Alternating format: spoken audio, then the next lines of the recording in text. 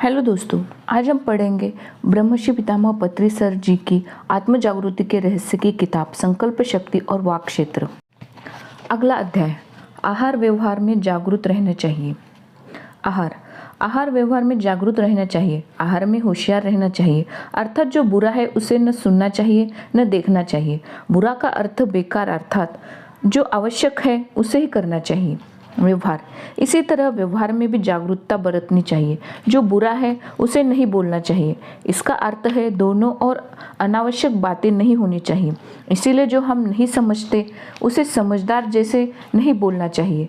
यही गांधी जी के 3 बंदरों का सूत्र है। आहार व्यवहार में जागरूकता बरतनी चाहिए, अर्थात बेकार दृश्यों को नहीं देखना चाहिए, बेकार बातों को नहीं सुनना चाहिए, बेकार बातों को नहीं बोलना चाहिए। मौन का पालन करें। पीएसएसएम के आदर्श सूत्रों का एक सूत्र है मौन रहना, बेकार की बातों में न उलझना, कम बात करना, मितभाषी बनो, मृदुभाषी बनो, मीठा बोलो, कम बोलो, शांत रहो। शब्दों में ऊर्जा होती है। हम शब्दों का महत्व बता रहे हैं क्योंकि शब्द द्वारा ऊर्जा पैदा होती है। हमें शब्दों के विचारों, संकल्पों, मुख्य भावनाओं को व्यक्त करने को मिलता है। वचन में शक्ति का सृजन मनुष्य को स्वयं करता है। शब्द में उपहार रूप में प्राप्त होता है। बाइबल में जॉन के उपदेश में ब्रह्मांड की उत्पत्ति की बात करते हुए कहा गया है, आरंभ में शब्द था और ईश्वर के पास था और यह शब्द ही ईश्वर है। वेद के अनुसार मनुष्य एक बिजली घर है।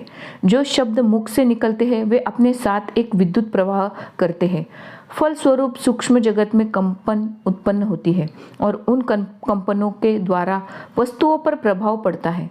देखा गया है कि वक्ता अपनी वाक शक्ति के साथ ऐसी भाव विद्युत का सम्मिश्र करते हैं कि सुनने वाले का यह हर्ष, विषाद, क्रोध, त्याग से भर जाता है। शब्द ही अपने समस्त अनुभव, स्वप्न, सच्चाई, विचार आदि को व्यक्त करने का साधन है। शब्द केवल संकेत या ध्वनि नहीं है।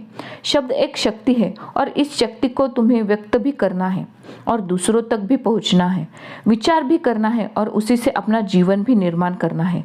तुम वास्तव में क्या हो, सब शब्दों के द्वारा प्रतीत होता है। ऐसा कौन सा प्राणी इस धरती पर है जो बोल सके? यह शक्ति पशुओं को प्राप्त नहीं है, केवल मानव के पास यह शक्ति है। शब्द ताकतवर हथियार है। यह जादुई हथियार दुधारी शक्ति रखता है। शब्द 2 तरह की शक्ति रखते हैं।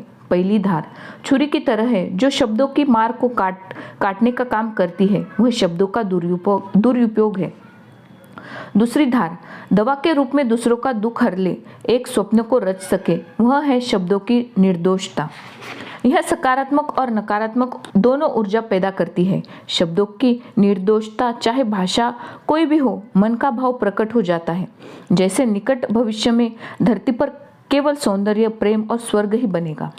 शब्द द्वारा एक सुनहरे स्वप्न को रचनात्मक रूप मिलता है, वहीं दूसरी ओर गाली गलौज व अपशब्दों का प्रयोग कर यही नर्क बन जाता है। आप अपने में स्वतंत्र है, आप जो चाहे बोल सकते हैं, पर बोलते ही अपने ही शब्दों को गुलाम बन जाते हैं।